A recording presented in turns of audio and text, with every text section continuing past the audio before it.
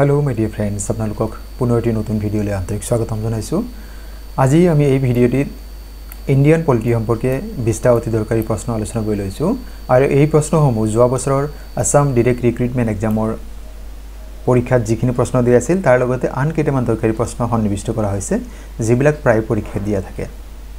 আৰু এই ধৰণৰ প্ৰশ্ন আপোনালোক যিসকল বন্ধু-বান্ধৱী director of medical education, TET, CTET, APDCL বা এই বছৰ যিসকল বন্ধু-বান্ধৱী আসাম ডাইৰেক্ট ৰিক্ৰুটমেন্ট এক্সাম যেটো সেকেন্ড ফেজ এই পৰীক্ষাৰ প্ৰস্তুতি চলাইছে আপোনালোকৰ বাবে অতিকৈ গুৰুত্বপূৰ্ণ।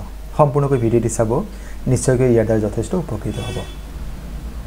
মৰমৰ বন্ধু-বান্ধৱীসকল, আপোনালোকক স্বাগতম জনাইছো আপোনালোকৰ মৰমৰ ইউটিউব চেনেল নুৰুল আলমলৈ। আহকচোন বাৰু আজিৰ ভিডিঅ'ৰ বিষয়বস্তু সম্পৰ্কে জানি লওঁ। প্ৰথম প্ৰশ্ন দি আছে, who is the x official chairman of the Rajya Sabha? ৰাজ্যসভাৰ পদেন সভাপতি কোন? পদেন মানে যেটো কি হয় অটোমেটিক্যালি কোনোবা এজন মানুহে পায় কোনোবা এটা পদত থকাৰ বাবে। যেনেকৈ যেটো পূৰ্বৰ প্লেনিং কমিশ্যন ভাৰতৰ পৰিকল্পনা আয়োগৰ সভাপতি যিজন চেয়াৰমেন হ'ব তেওঁ সদায় ভাৰতৰ প্ৰধানমন্ত্ৰী। একেদৰে ৰাজ্যসভাৰ যিজন পদেন সভাপতি তেওঁ কোন হ'ব পাৰে? ইয়াত বিকল্প দি আছে president of India, vice president of India, prime minister of India, home minister of India. ইয়াৰ শুদ্ধ উত্তৰ হৈছে ভাইস প্ৰেসিডেন্ট অফ ইণ্ডিয়া। ভাৰতৰ উপৰাষ্ট্ৰপতিয়ে ৰাজ্যসভাৰ কাম-কাজ চোৱা-চিতা কৰে। যেনেকৈ লোকসভাৰ কাম-কাজ লোকসভাৰ যিজন স্পিকাৰ আছে স্পিকাৰ অফ দ্য লোকসভা তেওঁ চোৱা-চিতা কৰে। ৰাজ্যসভাৰ কামসমূহ যিজন উপৰাষ্ট্ৰপতি হ'ব তেওঁ ৰাজ্যসভাৰ চেয়াৰমেন হ'ব। এইটো ফিক্স তাৰ মানে। গতিকে সেইটো কোৱা হয় এক্স অফিচিয়েল। গতিকে আমাৰ কি অপশ্যন ইয়াৰে বি শুদ্ধ উত্তৰ হৈছে। পৰৱৰ্তী প্ৰশ্ন, who was the first deputy prime minister of India? ভাৰতৰ প্ৰথম উপ প্ৰধানমন্ত্ৰী কোন আছিল? ইয়াত বিকল্প আছে ডক্টৰ বি.আৰ. আম্বেদকাৰ, চৰ্দাৰ বল্লভভাই পেটেল, মহাত্মা গান্ধী, মৌলানা আবুল কালাম আজাদ। ইয়াৰ শুদ্ধ উত্তৰ হৈছে চৰ্দাৰ বল্লভভাই পেটেল। আমি তেখেতক আইৰন মেন অফ ইণ্ডিয়া বা ভাৰতৰ লৌহ মানৱ বুলি জানো। পৰৱৰ্তী প্ৰশ্ন, who is commonly known as the father of Indian constitution? নিম্নলিখিত কোনজন ব্যক্তিক ভাৰতীয় সংবিধানৰ পিতৃ বুলি জনা যায়? Doctor Rajendra Prasad, Jawaharlal Nehru, K M Munshi and doctor B R. Ambedkar. শুদ্ধ উত্তৰ হৈছে doctor B R. Ambedkar. Doctor B R. Ambedkar সম্পৰ্কে আপোনাক আৰু প্ৰশ্ন কেতিয়াবা সোধে, who was the chairman of the drafting committee of Indian constitution? তেতিয়া আপোনাৰ উত্তৰ হ'ব doctor B R. Ambedkar. Question 4, article 17 of the constitution of India deals with the evolution of? ভাৰতীয় সংবিধানৰ অনুচ্ছেদ 17ত কিহৰ বিলুপ্তিৰ কথা কোৱা হৈছে? এই প্ৰশ্ন যোৱা বছৰৰ আসাম ডাইৰেক্ট ৰিক্ৰুটমেন্ট এক্সামত দিয়া আছে। ইয়াতে চাওক যে আৰ্টিকল 17 কি বিলুপ্তিৰ কথা কৈছে? স্লেভাৰী, দাসত্ব প্ৰথা, বৰ্ণ লেবাৰ যিটো শ্ৰমিক হয়, আনটাচেবিলিটি মানে যে অস্পৃশ্যতা, যেটো জাতপাত মানে উচ্চ নিচ বুলি কোনোবাই অস্পৃশ্য হৈ যায়, যেনেকৈ সমাজৰ নিম্ন শ্ৰেণীৰ লোকে উচ্চ শ্ৰেণীৰ স্পৰ্শলৈ আহিব নোৱাৰে, তেওঁলোকে ধৰ্মীয় গ্ৰন্থ চুব নোৱাৰে, এই ধৰণৰ যিবিলাক কথা আছিল চিন্তা বা সতী বা সতী প্ৰথা যিটো আমি কওঁ। গতিকে আৰ্টিকল 17 মতে আনটাচেবিলিটি বা অস্পৃশ্যতাটো বৰ্তমান এইটো বন্ধ কৰি দিয়া হৈছে। এইটো যদি কোনোবাই বৰ্তমান এইটো এতিয়াও প্ৰেক্টিছ কৰে তেন্তে এইটো ইটছ এ লিগেল ক্ৰাইম। এই আইনগতভাৱে ইয়াকে অপৰাধহে গণ্য কৰা হ'ব। আপোনালোক হয়তো কেতিয়াবা সুধিব পাৰে আৰ্টিকল 17টো আচলতে ভাৰতীয় মৌলিক অধিকাৰৰ কোনটো অধিকাৰৰ অন্তৰ্গত হয়? তেন্তে হ'ব ৰাইট টু ইকুৱেলিটি, কাৰণ ৰাইট টু ইকুৱেলিটি আৰ্টিকল 14 পৰা 18 লৈকে আছে। গতিকে আমি আৰ্টিকল 17 কিহৰ লগত জড়িত? abolition of untouchability. Question number 5, Bodoland Territorial Council is a result of which of the following constitution provision? এও যোৱা বছৰ আসাম ৰিক্ৰুটমেন্ট এক্সামত দিয়া আছিল। নিম্নলিখিত কোনটো সাংবিধানিক ব্যৱস্থাৰ আধাৰত বড়োলেণ্ড টেৰিটৰিয়েল কাউন্সিল গঠন কৰা হৈছে বা সৃষ্টি কৰা হৈছে? ইয়াত চাওক বিকল্প আছে 2nd schedule, 6th schedule, 8th schedule and 5th schedule. আমি জানো যে যিখিনি ট্ৰাইবেল এৰিয়া বুলি কোৱা হয় সেই কথাখিনি কি হয় 6ষ্ঠ অনুসূচীৰ অন্তৰ্গত হয়। গতিকে আমাৰ ইয়াতে কি হ'ব 6th শিডিউল হ'ব। Question number 6, the minimum age of acquiring voting right in India was reduced from 21 years to 18 years in the year. ভাৰতবৰ্ষত যেটো ভোটাধিকাৰ সেই ভোটাধিকাৰ লাভ কৰাৰ ন্যূনতম বয়স হৈছে 18 বছৰ বৰ্তমান। পূৰ্বতে ই 21 বছৰ আছিল। এতে ক'ব লাগে যে কোন চনত এই 21 বছৰৰ পৰা 18 বছৰ হ্ৰাস কৰা হৈছে? আমাৰ ইয়াতে বিকল্প আছে 1986, 1988, 89 and 1992। শুদ্ধ উত্তৰ হ'ব 1989। 1989 চনত এই ভোটাধিকাৰৰ বয়স কম কৰা হৈছে। আৰু কেতিয়াবা আপোনাক দিব পাৰে যেটো কোনটো সংবিধান সংশোধনৰ জৰিয়তে? তেন্তে হ'ব 61। 61তম সংবিধান সংশোধনীৰ জৰিয়তে এই ভোটাধিকাৰৰ বয়স কম কৰা হৈছে 21ৰ পৰা 18 লৈ কৰা হৈছে আৰু চনটো আছিল 1989 1989 চন পৰৱৰ্তী প্ৰশ্ন When did Election Commission of India first enforce the none of the above in the voting option of the assembly election in India?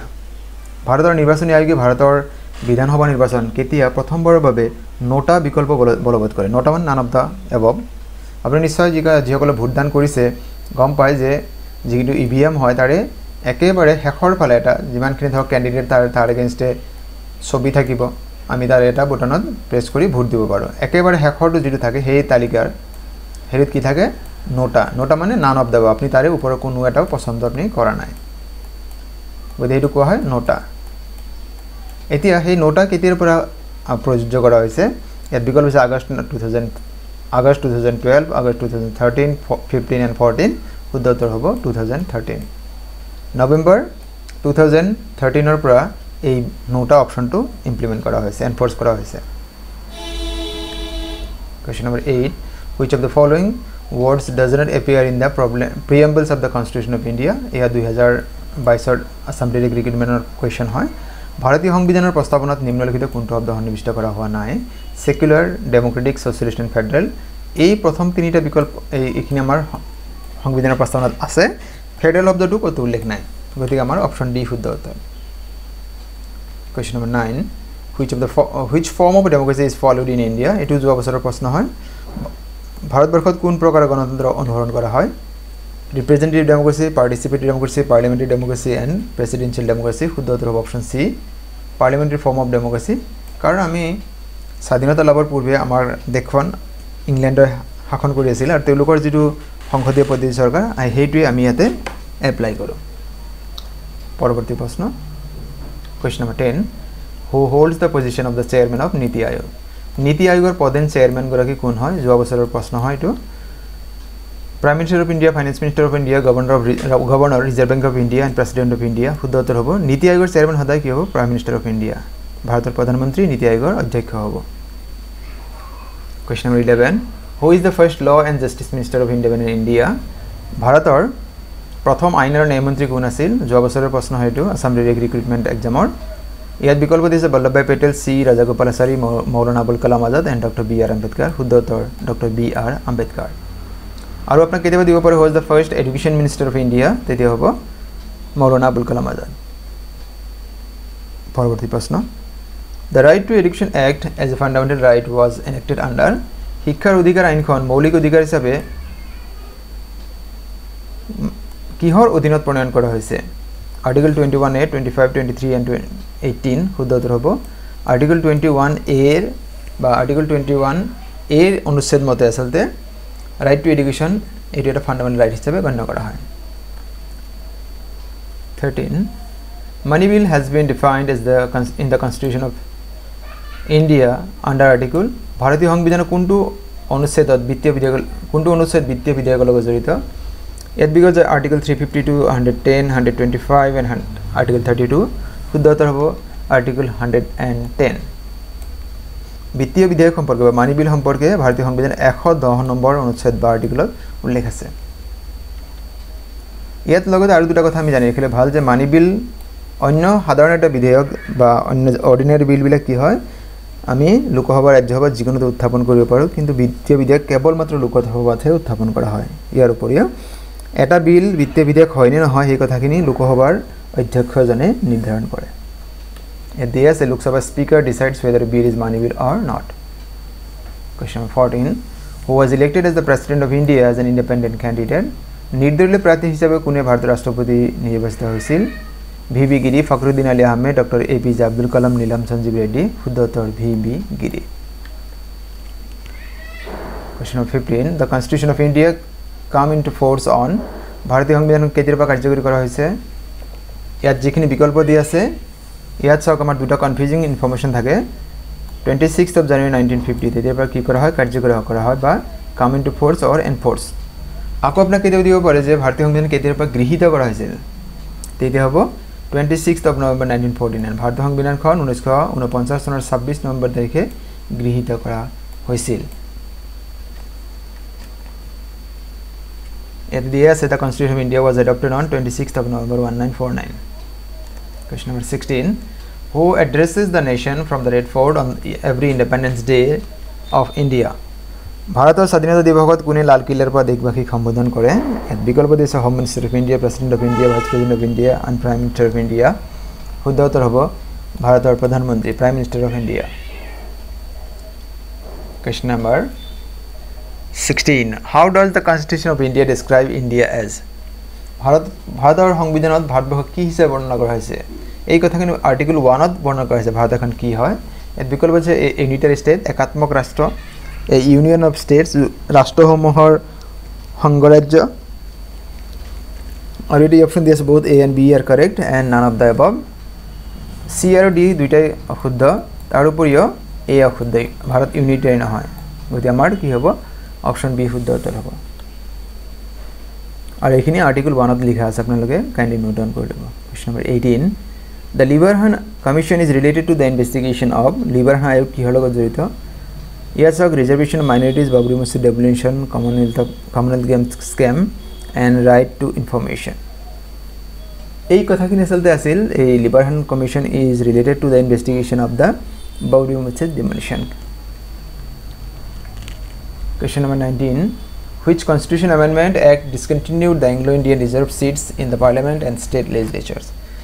ভাৰতৰ সংবিধানৰ কোনটো সংশোধনৰ জৰিয়তে ভাৰতীয় বা এংলো ইণ্ডিয়ান মানুহৰ বাবে লোকসভা বা বিধানসভাত যি আসন সংৰক্ষণৰ ব্যৱস্থা সেইটো বন্ধ কৰা হৈছে? ইয়াত বিকল্প দি আছে 85th Amendment, 104, 46 and 56. শুদ্ধ উত্তৰ হ'ব 104। 104 নং অনুচ্ছেদ 4 নম্বৰ সংশোধনীৰ জৰিয়তে এংলো ইণ্ডিয়ান মানুহৰ কাৰণে যিটো বিধানসভা বা লোকসভাত যিটো আসনৰ ব্যৱস্থা আছিল সংৰক্ষণৰ সেইটো বন্ধ কৰা হৈছে। কুৱেশ্যন নম্বৰ 20 আৰু আজিৰ ভিডিঅ'ৰ অন্তিম প্ৰশ্ন। Who was the constitution advisor to the constitution assembly? সংবিধান সভাৰ সাংবিধানিক পৰামৰ্শদাতা কোন আছিল? বিকল্প দি আছে আলাদি কৃষ্ণ স্বামী Iyer, N Gopalaswami, B N Rau and doctor Sachchidananda Sinha. শুদ্ধ উত্তৰ হ'ব বি এন ৰাও।